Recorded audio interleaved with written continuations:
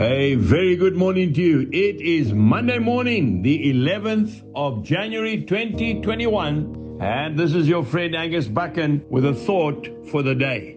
If we go to the Gospel of John, chapter 14 and one verse 15, Jesus says, "If you love me, keep my commandments."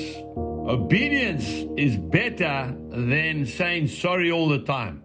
We can't pick and choose God's commandments. We have to obey all of them. God instructs us one command at a time. As we obey, He floods us with His blessing. Don't tell Jesus that you love Him. Show Him that you love Him by obeying His word.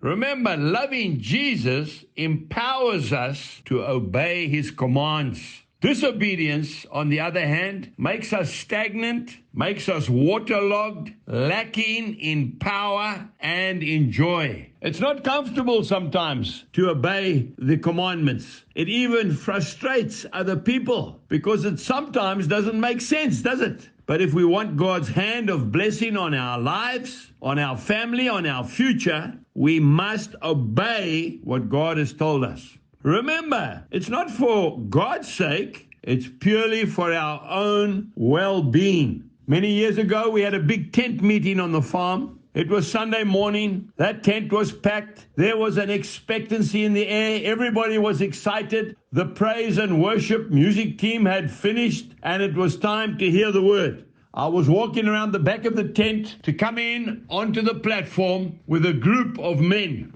The time was of the essence. Just then a little boy ran up with a cell phone in his hand, and he was quite shy, and I stopped and I said, "Son, would you like a photo of you and me?" And he said, "Yes, please, sir." And the guy said, "Angus, we can't do it. The people are waiting. We need to go." I said, "Just hang on a minute." I felt the Holy Spirit saying to me, "Just give this little boy his heart's desire." I knelt down on the grass. He came and stood next to me. I gave the cell phone to one of the assistants, and the battery was flat.